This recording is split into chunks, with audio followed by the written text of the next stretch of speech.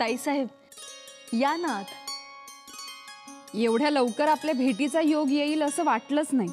तेच ना, राजांचं काही कळतच नाही.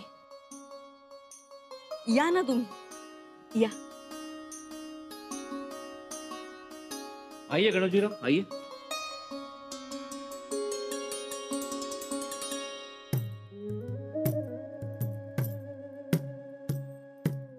एकूणच राग रंग बदललाय बर का.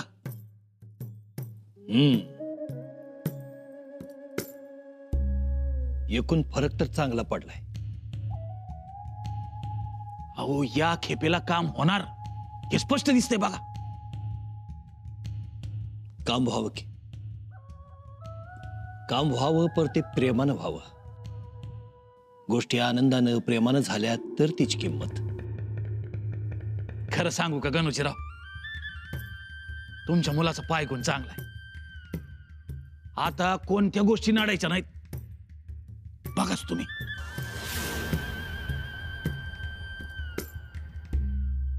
खरं तर आम्ही दमलो होतो खूप, पण दादासाहेबांनी बाळाला जवळ घेतलं, त्याचे मुके घेतले आणि आम्ही भरून पावलो. खूप आनंद झाला आम्हाला. आता या निमित्तानं आला आहात ना माहेरी, मग राहा निवांत, नका दगदग करू. हो, निवांत गप्पा मारू. आम्ही तुमचा पाहुणचार घेतला, आता तुम्ही आमचा पाहुणचार घ्या. काही लागलं सवरलं तर सांगा आम्हाला, आम्ही आहोत. येतो. चला.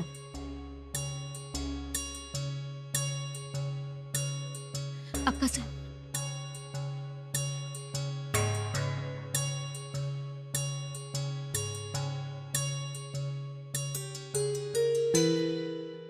काय हो? काही गोष्टी लक्षात आल्या आहेत आमच्या. तुम्हा दोघींच्या मनातली भीती आम्हाला जाणवते. खरं तर दादासाहेबांनी आम्हाला इथे बोलवलं नसतानाही आम्ही इथे आलो. का आलो? कारण आम्हालाही काही गोष्टींचा सुगावा लागलाय. म्हणूनच आम्ही गडावर असलो तर आम्ही घेतलेल्या वचनाची आमच्या स्वारींना याद राहील म्हणून आम्ही आलो. ताईसाहेब, म्हणजे तुम्ही सुद्धा वतनाच्या विरोधातच आहात तर? आम्ही वतनाच्या विरोधात आहोत. एवढंच नाही तर आम्ही आबासाहेबांच्या विचारांबरोबर आहोत. ताईसाहेब, ही खूप चांगली बाब आहे. गणोजी दाजी साहेबांना का बोलावून घेतलंय याबद्दल काही माहित आहे तुम्हाला? नाही, परंतु अंदाज आहे. म्हणजे कोणीतरी दादासाहेबांना थेट विचारलं पाहिजे तर. राजे, का हो असं केलं? म्हणजे आमच्या दादासाहेबांना का बोलावलं? कारण काय? राणी साहेब, नाही म्हणजे आत्ताच आम्ही शृंगारपुरी जाऊन आलो होतो. आमचं माहेर पण झालं, गाठी भेटी झाल्या, पाहुणचार झाला, देणं घेणं सगळं काही करून आलो होतो. हो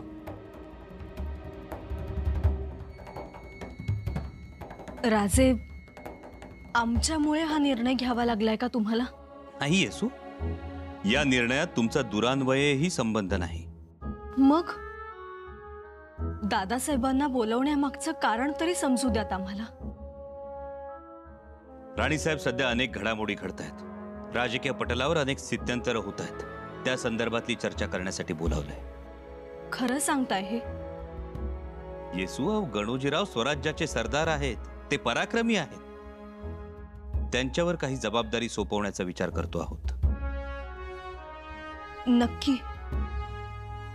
येसू, तुम्ही का एवढ्या धास्तावत आहात? काही खास कारण? नाही तर आम्हाला उगीच कधी कधी धास्ती वाटते. येसू, किंचितही धास्ती वाटून घेऊ नका. अहो, जाणं येणं होतच राहणार आणि भेटी गाठी तर व्हायलाच पाहिजेत. त्यात समाधानाची गोष्ट ही की आम्हाला आमच्या गोंडस भाच्याला बघता भेटता आलं. ही माणसाची खरी जायदाद असते.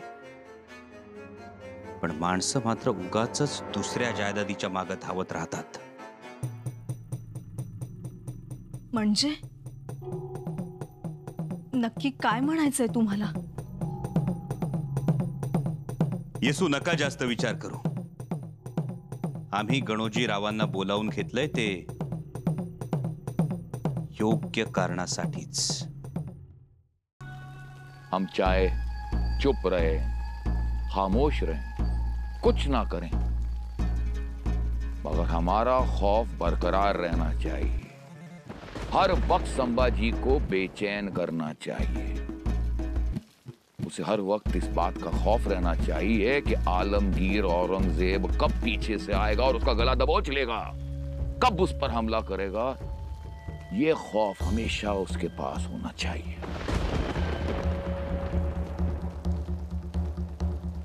सलाम हुजूर आला, मैं कर्नाटक परगना से आया हूँ. क्या खबर है? राजा चिकदेव राय ने संभाजी के सरदारों का कत्ल किया है.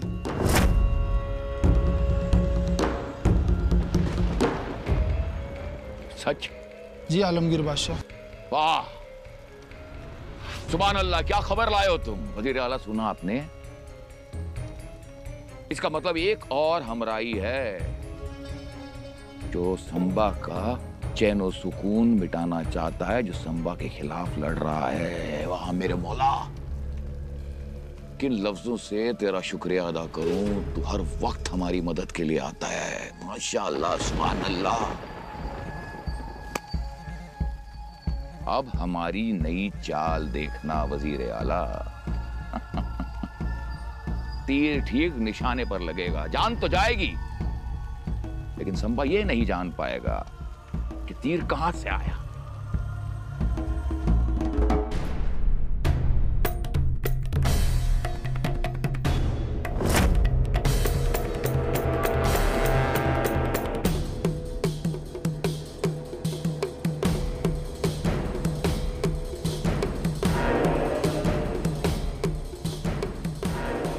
ಅಗ್ನಿ ಅಂದರೆ ಚಿಕ್ಕದೇವರಾಯ,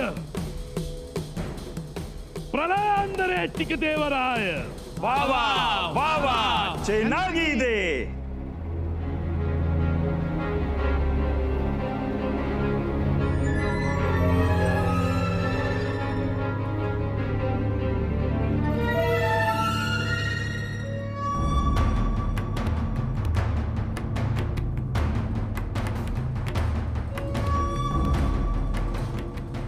ನನ್ನ ದೃಷ್ಟಿ ಗರುಡ ದೃಷ್ಟಿ.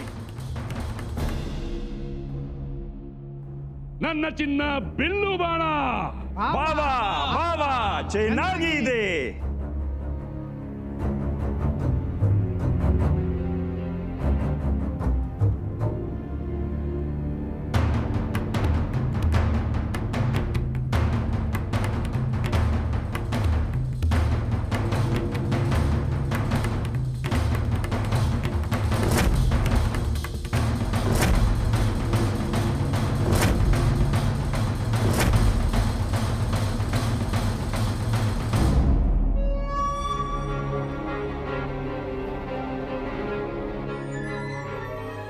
ನನ್ನ ಚಿನ್ನ ಬಿಲ್ಲು ಬಾಣ.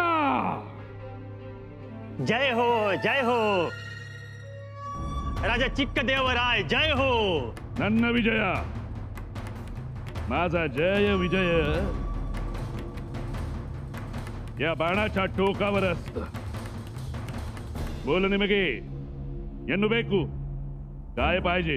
मला काही नको हो, मी आणलीये खबर की हो, वार्ता. वार्ता? बोल, ಇದು ಏನು? संभाजी राजा. ನನಗೆ संभाजी गोथू माहिती आहे मला. बोल. तो निघाला की हो रायगडावरून म्हणतो मी. काय? संभाजी राजा निघाला? नाही, संभाजी अशी चूक करणार नाही. वार्ता सत्य आहे हो. औरंगजेब स्वराज्याच्या एवढ्या जवळ असताना संभाजी असं करणार नाही. अशक्य. कसा सोडेल तो रायगड? सोडलाय राजा संभाजी निघालो हे खास तो. निघालाय म्हणतोस तू? येऊ दे, त्याला उत्तर आम्ही देऊ. या बाणानं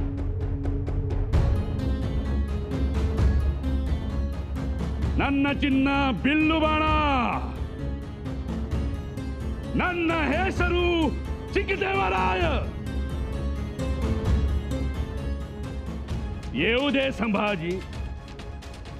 त्याला म्हणावं स्वागतम सुस्वागतम.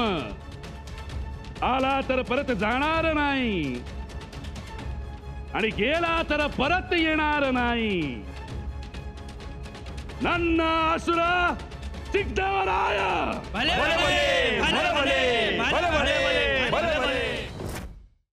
वो संभा के खिलाफ है, यानी संभा का दुश्मन, मतलब दुश्मन का दुश्मन यानी हमारा दोस्त.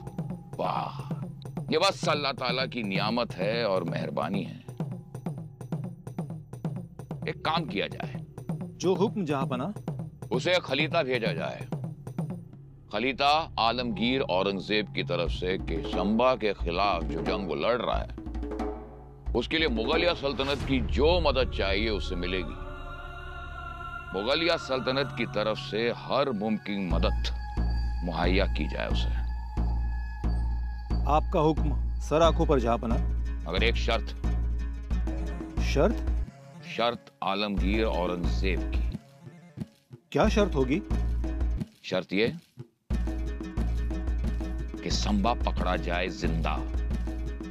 हमें संभा जिंदा चाहिए किसी भी कीमत पर. संभा जिंदा और सिर्फ जिंदा. जिंदा ही क्यों जहांपना?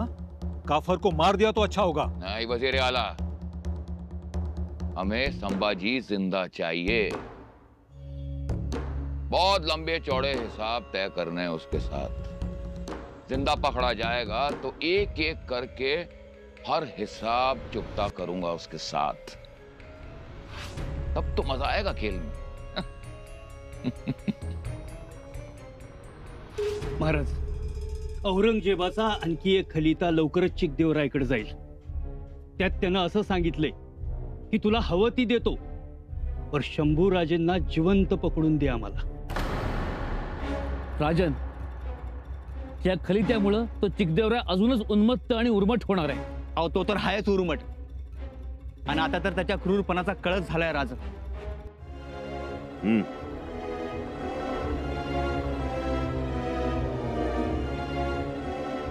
पण चिकदेवरायाचं हे क्रौर्य हल्लीच आहे. जी महाराज, पूर्वी थोरल्या महाराजांनी दक्षिण दिग्विजय केला होता.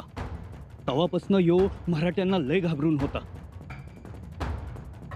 त्यात आपले एकोजी राजे बंगळूरला होते, त्यामुळे त्यांचा म्हैसूरवर वचक होता. अहो तेच झालं ना. अहो एकोजी राजांनी आपली राजधानी तंजावरात काय हलवली, याला तर अख्खं रान मोकळं झालं आणि तो बेकाबू झाला. अहो त्यांनी एकेरीच्या, मधुरेच्या आणि रामनाडच्या राजाचा सुद्धा पराभव केला. आणि एवढंच नव्हे, मधुरेचा राजा चोखनाथाचा त्यानं विश्वासघातानं खून केला राजा. पण आम्हाला एक समजत नाही की एवढा मस्तवालपणा आला कुठून. मथुरेचा राजा, रामनाडचा राजा ठीक आहे, पण चैताजी काटकरांसारख्या आपल्या पराक्रमी सरदाराचंही या चिकदेवरायासमोर काही चालू नाही. राजा खरं तर आमची जेब रेटत नाही,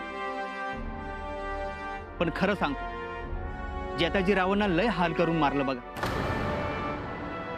अहो त्यांचा हात, पाय, कान, नाक कापून भूताकेतांना उतारा म्हणून टाकून दिलं. भूताकेतांना संतुष्ट करण्यासाठी. आणि ही खबर आपण आम्हाला आत्ता देत आहात. हाल हाल करून मारलं हे इतके दिवस का लपवून ठेवलं? खरं तर राजा ही गोष्ट आमच्यापासून पण लपून ठेवण्यात आली होती. नाही म्हणजे ही खबर आम्हाला उशिराच कळली बघा. तो चिकदेवराय लय तरबेज आहे महाराज. त्यांनी दादाजी काकडेंचा गळा चिरून त्यांच्या रक्त भरल्या मस्तकाची मिरवणूक काढली. एवढंच नाही राज, तर एकोजी रावांचा प्रधान सरदार यशवंतरावाचं नाक कापलं ह्या चिक्कदेवरायानं. ही हिंमत त्या चिकदेवरायाची? महाराज, त्यांनी आपली ताकद आता 10 पटीनं वाढवली आणि आपल्या सैन्याला शस्त्रविद्येत तरबेज केले. एवढंच नाही, हा चिकदेवराय स्वतःच अवतार आणि मराठ्यास दानव समजतो राज. जी महाराज, त्यांनी आपल्या दरबारातल्या पंडिताकडनं एक ग्रंथ लिहून घेतलाय, अप्रतिम वीर चरित्रम. अप्रतिम वीर चरित्रम. एखाद्या योद्ध्याची नाक कान कापून विटंबना करणारा अप्रतिम वीर चरित्रम. त्याची फौज त्याला लय मानते, त्याच्यासाठी प्राणपणानं लढते. तात्पर्य काय? तात्पर्य एवढंच महाराज की आपल्या हेरांनी आणलेल्या खबरीनुसार चिकदेवराय सध्या प्रबळ आहे आणि त्याच्या समोर जायचं असेल तर आपल्याला खूप विचारानं आणि अत्यंत योजनाबद्ध रीतीनं समोर जावं लागेल. अन्यथा आपला निभाव लागणं कठीण आहे. बहिर्जी काका, काय बोलताय तुम्ही? म्हणजे कविराज, खबर सांगणं हे बहिर्जी काकांचं काम आहे. राज, ही जंग मुश्किल आहे एवढं खरं.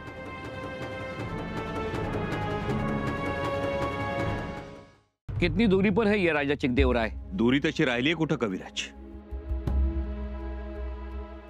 आपल्या तंबूत सपकन हा जो बाण आलाय ना, तो चिकदेवरायाचाच आहे असं समजा.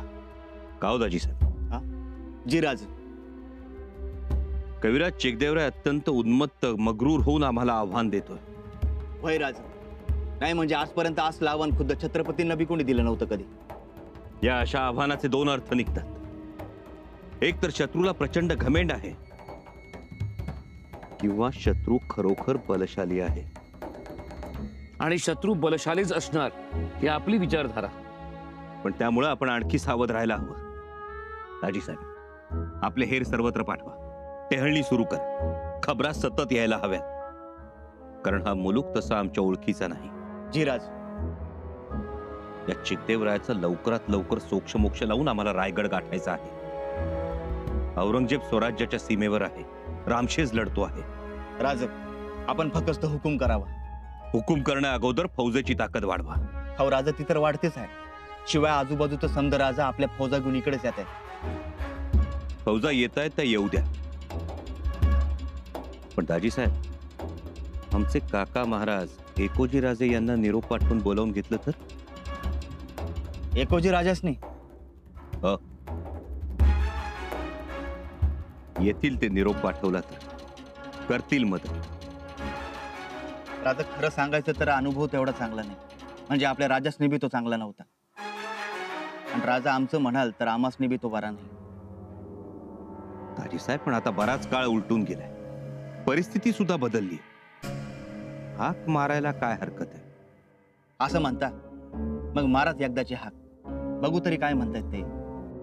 माफ करा राजन, परंतु एकोजी राजे कोण? कविराज, एकोजी राजे म्हणजे आमचे चुलते, आमचे काका साहेब. आमच्या आजोबांनी दक्षिणेत जे राज्य निर्माण केलं ते एकोजी राजे चालवतात. परंतु अधिपत्य मात्र आदिलशाहीचं मानतात. आमच्या आबासाहेबांनी खूप प्रयत्न केले, पण एकोजी राजांना एकोपा मान्य झाला नाही. पण आता हाक मारायला काय हरकत आहे? जी, जरूर मारा हाक. मारतोच. स्वहस्ते खलिता लिहितो आम्ही. एकोजी राजांच्या दक्षिणेतल्या मातीच्या अनुभवाचा आपल्याला फायदाच होईल. राजन, आमचा अनुभव असा सांगतो, छाटलेल्या फांद्या आणि तुटलेली नाती पुन्हा अंकुरतात. त्याला मायेची पालवी फुटते.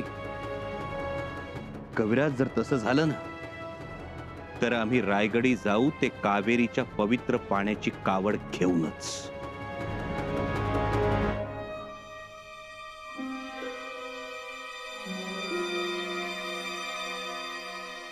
खलिता पाठवल्यावर येतील एकोजी राजे?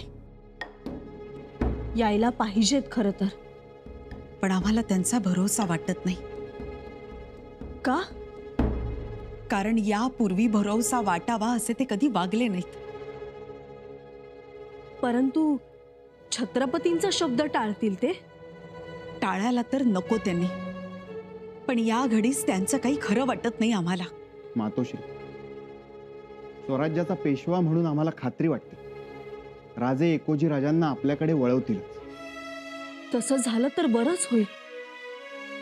राणीसाहेब, मी सांगतोय त्यात तथ्य आहे. आणि एकोजी राजांना राजांच्या सावलीत येण्या वाचून दुसरा पर्याय देखील. खरं तर आता एकमेकांनी एकमेकांना मदत करणं गरजेचं आहे. मामासाहेब एकोजी राजांनी राजांच्या मदतीला जायलाच पाहिजे. आम्हालाही तेच वाटतंय. आणि घडेलही तसंच. बघा तुम्ही. पंत, आम्हाला समजत आहे चिकदेव राजा गेल्या 10 वर्षात खूप सामर्थ्यशाली बनला आहे. हो, आणि खरंही आहे ते. त्याचं तीर कमानात पारंगत असलेलं पथक खूप लढवई आहे. त्याचीच काळजी लागली आम्हाला. अशा परिस्थितीत मामासाहेब एकोजी राजांची मदत राजांना मिळायलाच पाहिजे. पण मिळायला हवी ना. हे फक्त आपल्याला वाटून काय उपयोग. आता तरी त्यांनी काळाची पावलं ओळखायला हवीत. परिस्थिती त्यांना शिकवेल आणि राजे त्यांना भानावर आणतील असा विश्वास वाटतो मातोश्री आम्हाला. असं झालं तर मग ही मोहीम फत्ते. असं घडलं नाही तर मग मात्र कठीण आहे. जगदीश्वरा, मनासारखं दान पडू दे रे आमच्या लेकराच्या पदरात.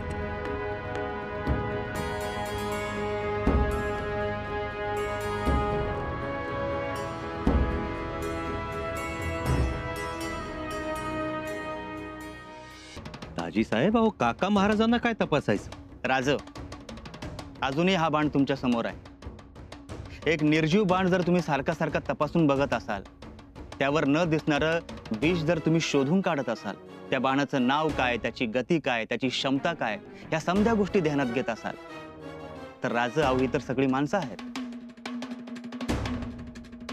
माणसं आहेत दाजी साहेब, पण ही माणसं मायेची आहेत, नात्यातली आहेत.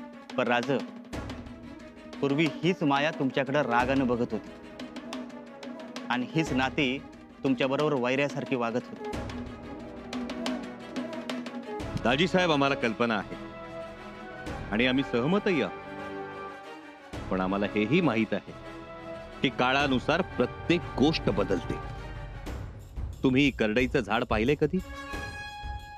चिराज, जेव्हा ते पूर्ण भरात असतं तेव्हा त्याचा हिरवागार काटा झाडाला हात लावू देत नाही. कोणी तसा प्रयत्न केला तर रक्त काढतो तो. आपण करडईच्या झाडाकडे रागानं बघतो. पण काळ जातो, वेळ जाते, करडई पिकते आणि मग ती जेव्हा खळ्यावर मळली जाते तेव्हा ती भरघोस दाणे देते. त्या दाण्यातूनच आपल्याला तेल मिळतं आणि त्या योगे देवघरातला नंदादीप गाभारा उजळून टाकतो. जसं करडईचं तसंच माणसांचं. आणि आम्हाला वाटतं काळ गेलाय. राजे, काका महाराज आले. आले?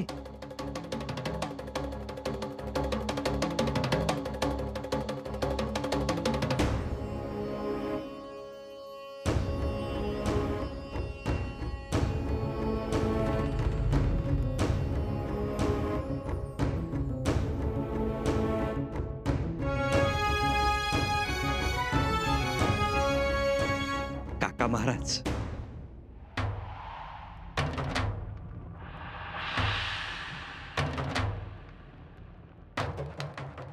अरे शंभू बाळा,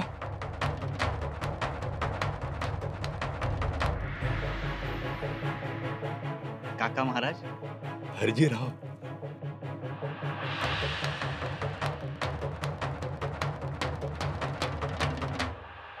काका महाराज हे आमचे छंदोगामात्य कलश. प्रणाम. कवी आहेत. शंभू बाळा. राज, तुम्ही बसा बोलत.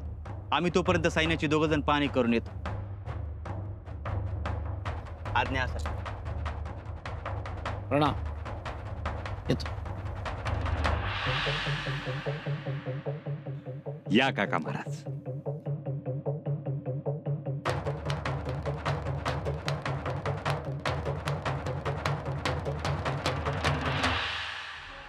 काका महाराज, आपण आलात यात सारं काही आलं. आम्ही अगोदरच यायला हवं होतं, पत्राची वाट न बघता. आम्हाला थोडा उशीरच झाला शंभू बाळा. नाही काका महाराज, मुळीच उशीर झाला नाही, अगदी वेळेत आला. आम्हाला खूप आनंद झाला. आम्हालाही आनंद झाला. आमचे चिरंजीव भेटले. काका महाराज, आमचे बंधू महाराज शिवाजीराजे यांचं स्वप्न पूर्ण करण्यासाठी आपण किती प्रयत्नशील आहात. अभिमान वाटतो. जी काका महाराज. आणि आमच्याबद्दल संदेह बाळगू नका. आम्ही कधीही महाराजांच्या खिलाफ नव्हतो. जरूरच काय होती. लोक बुद्धिभेद करतात हे ध्यानात ठेवा. आम्ही आजही शिवविचारांवरच उभे आहोत. काका महाराज, आज आमच्या समोर आमचे आबासाहेबच उभे आहेत असं वाटतं. आमच्या आबासाहेबांनी आम्हाला छातीशी कवटाळलं असं आम्ही मानतो. आपल्या आशीर्वाद हेच आमचं दक्षिणेतलं बळ ठरेल. आता आम्हाला चिंता नाही. चिंता नसावी. आपण एकाच रक्तामासाचे आहोत. स्वराज्यातून आमच्यासाठी काय आणलं? काका महाराज, हाही विचार केला आम्ही. स्वराज्यातून निघताना बरोबर एखादी वस्तू घेऊन यावी. न जाणो आपण मागणी करा. आम्ही आपल्यासाठी घेऊन आलो आहोत आमच्या आबासाहेबांची तलवार.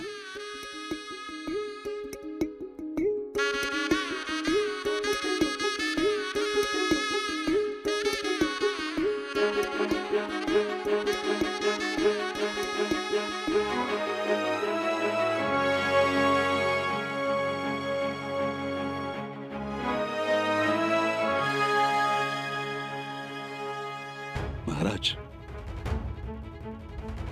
आपण आम्हाला प्रसाद दिलात. आता चिंता करू नका.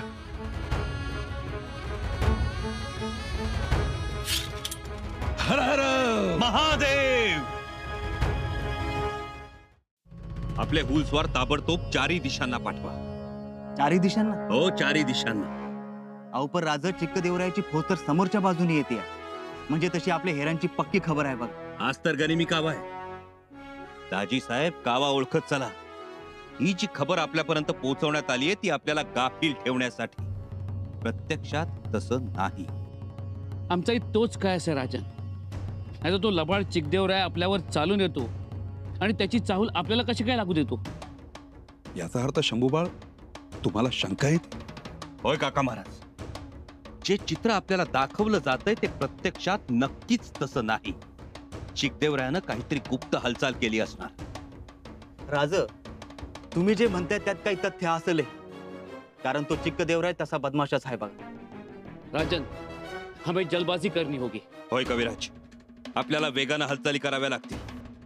काका महाराज, दाजी साहेब, तुम्ही इकडच्या प्रांतातले जाणकार आहात. तुम्ही सांगा आपण काय केलं पाहिजे.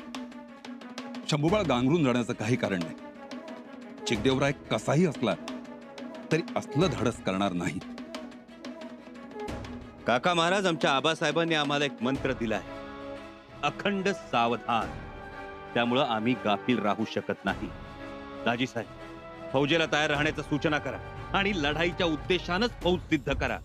जेवण खावण असेल ते करून घ्या म्हणावं. टेकड्या, दाट झाडं ह्याच्या आधारानं सावधपणे पुढे जाणं आणि झाल्यास बचाव करणं फार गरजेचं आहे. बचाव कसला कविराज? आता करायचा तो हल्लाच. चिकदेवरायानं कल्पनाही केली नसेल असा हल्ला. हर हर महादेव.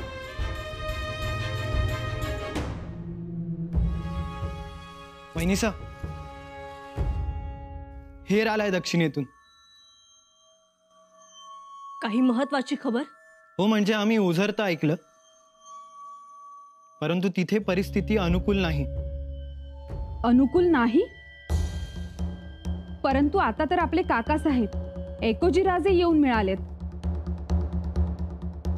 कुतुबशहाची फौज आज न उद्या येऊन पोहोचेल. आमचे दाजी साहेब आहेत. तरीही प्रतिकूल परिस्थिती असावी.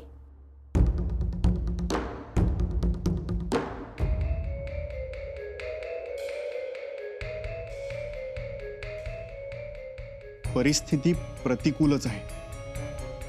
पंत, जे काही असेल ते स्पष्टपणे बोलावं. स्पष्ट सांगायचं झालं तर हेरांनी जी खबर आणली ती थोडी काळजीत टाकणारी.